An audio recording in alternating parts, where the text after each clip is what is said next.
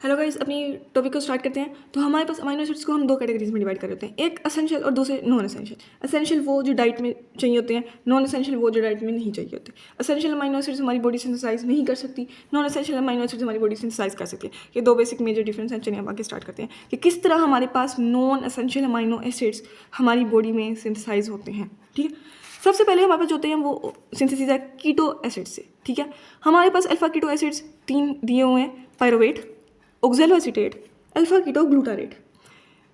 इन जो alpha keto acids है ना, अगर इसके पास एक अमाइनो ग्रुप आए, ठीक है, तो ये कन्वर्ट हो जाते हैं अमाइनो एसिड्स में। तो सपोज करिए एक अमाइनो एसिड आया, उसने अपना अमाइनो ग्रुप दे दिया इन अल्फा कीटो एसिड्स को, ठीक है, और वो खुद कन्वर्ट किस में होगा?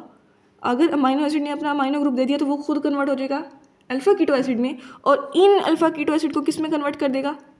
अमाइनो एसिड्स में। ठीक है, तो सपोज करें जब पायरोवेट के पास अमाइनो ग्रुप आया, ठीक है, तो पायरोवेट कन्वर्ट होगा एलानीन में। ठीक है, ऑक्सैलोएसीटेट के पास आया तो वो किस में होगा? एस्पार्टेट में। अल्फा कीटो ग्लूटारेट के पास आया तो वो कन्वर्ट होगा ग्लूटामेट में। यहाँ पर जो इंजाइम इन्वॉल्व होता है उसका नाम होता है अमाइनो ट्रांसफरेज, क्योंकि अमाइनो ग्रुप का ट्रांसफर हो रहा है। ठीक है, जो कोएंजाइम है वो है पायरोडोक्सिल फॉस्फेट।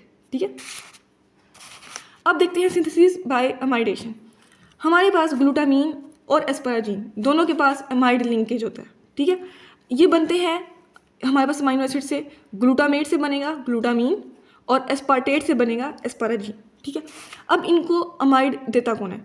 ग्लूटामेट को कौन देगा? अमोनिया। ठीक है, इंजाइम है ग्लूटामीन सिंथेटेज, तो कौन हमारे पास एटीपी टूटकर एडीपी में बनेगा। ठीक है, जबकि एस्पार्टेट को कौन देगा? ग्लूटामीन देगा, अमाइड ग्रुप। ठीक है, तो यहाँ पर हमारे पास वही ग्लूटामीन आया और हमारे पास एटीपी एनर्जी से भी चाहिए होगी, क्योंकि यहाँ पर भी सिंथेटेज आ रहा है। जब भी सिंथेटेज आएगा ना, तो आपने याद रखना है एटीपी टूटेगा ज़रूर।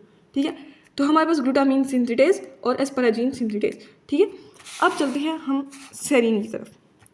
हमारे पास जो सेरीन अमीनो एसिड है ना, ये बनता है, देखें यहाँ पर हमारे पास है 3-फॉस्फोग्लिसरेट, उसकी ऑक्सीडेशन हुई, ऑक्सीडेशन होने से बना 3-फॉस्फोपायरोवेट।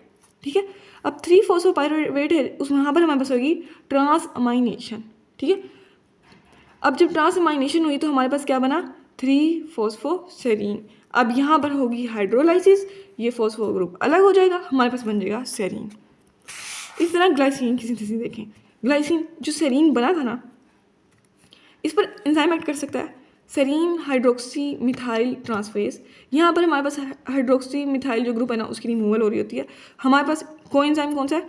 पायरोडोक्सिल फॉस्फेट। ठीक है, यहाँ पर हमारे पास आएगा टेट्राहाइड्रोफोलेट और वो कन्वर्ट होएगा N5N10 मिथाइलिन टेट्राहाइड्रोफोलेट में। ठीक है, आगे चलते हैं।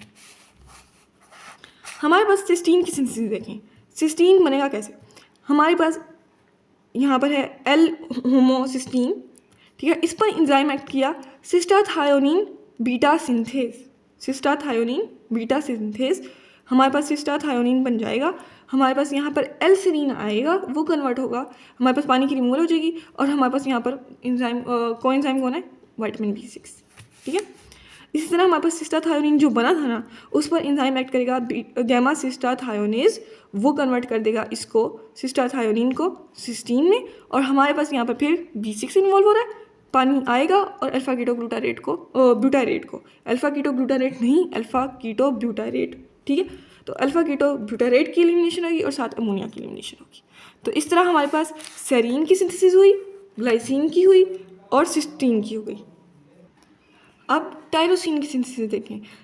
हमारे पास अमीनो एसिड है फिनाइल एलानीन, उस पर इंजाइम एक्ट करेगा फिनाइल एलानीन हाइड्रोक्सिलेज। ठीक है, हमारे पास टेट्राहाइड्रोबायोप्टेरीन कन्वर्ट होगा डाईहाइड्रोबायोप्टेरीन में, और हमारे पास O2 की कन्वर्जन हो जाएगी H2O में। ठीक है, और हमारे पास जो यहाँ पर अमीनो एसिड बना वो बना टायरोसिन। तो इस तरह आपने देखा कि किस तरह फिनाइल एलानीन से टायरोसिन बनता है।